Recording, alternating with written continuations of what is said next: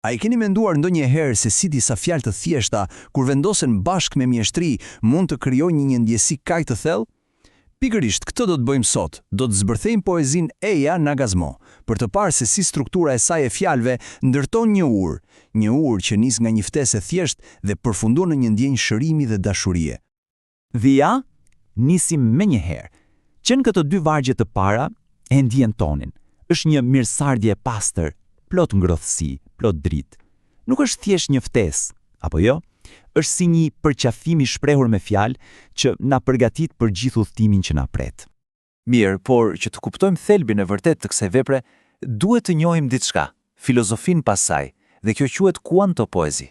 Ideja e autorit është kjo: poezia nuk është diçka që thjesht lexohet, por diçka që përjetohet. Ajo është menduar si një mjet, një instrument shërimi që fton energjinë pozitive dhe të mirën. Mirë, atëherë, le ta zbërthejmë pjesë-pjesë. Do ta nisim nga fillimi, nga vetë thirrja. Le të shohim se si poezia na fton që në nisje, me një thirrje direkte dhe plot dritë. Ajo që të bie në sy menjëherë është thjeshtësia e saj e fuqishme. Që në strofën e parë, tema kryesore është e qartë si kristali, ardhja është e barabartë me dritën, me ngrohtësinë. Ftesa është totalisht e hapur, pa asnjë dyshim. Dhe pikërisht kjo qartësi e pastër ndërton një themel të fortë për gjithçka që do të vijë më pas. E tani, pasi ka vendosur këtë themel të ngrohtë, poezia fillon të ndërtojë diçka më komplekse. Tani kalojmë në një nivel tjetër. Do shohim se si ajo thirrje e thjeshtë fillon e shndërrohet në një përvojë që na përfshin të gjitha shisat. Shikoni pak si ndërtohet kjo urë emocionale, hap pas hapi.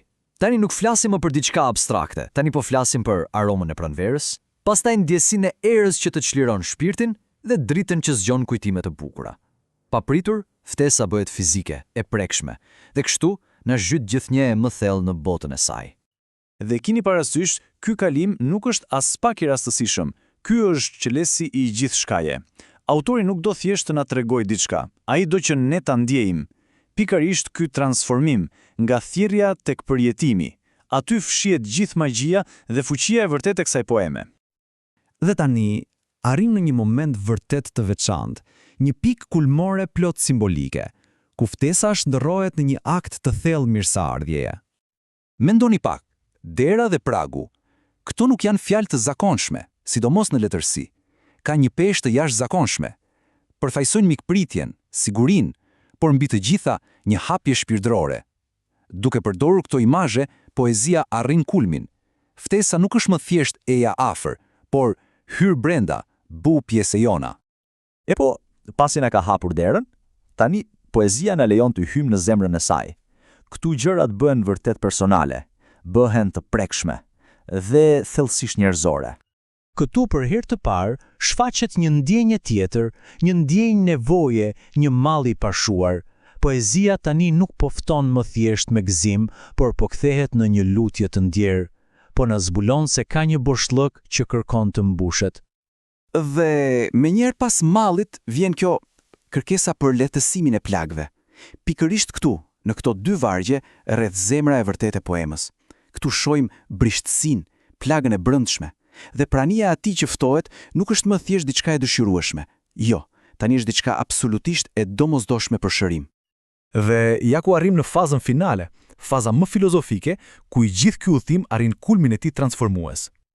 Ky është procesi i sublimimit. Pra, nuk mjafton më që prania të jetë fizike. Jo.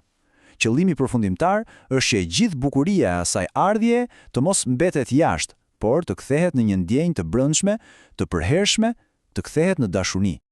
Dhe ja tek jemi. Cikli mbyllet në mënyrë mjeshtrore. Këto vargje të fundit i lidhin të gjitha pikat. E mbani mend, ardhja u bë dritë, drita u bë ngrohtësi, dhe tani e gjithë kjo bukuri e jashtme shndërrohet në dashuri brenda nesh. Çfarë mbyllje përsoshur?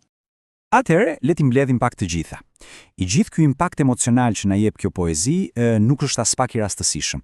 Është rezultati një ndërtimi të qëllimshëm dhe absolutisht mjeshtror. Pra, cilët janë 5 çelësat e efektivitetit të saj? E para, kemi seksione tematike të qarta. E dyta, një përshkallëzim krejt natyral i ndjenjave, nga thirrja te dashuria.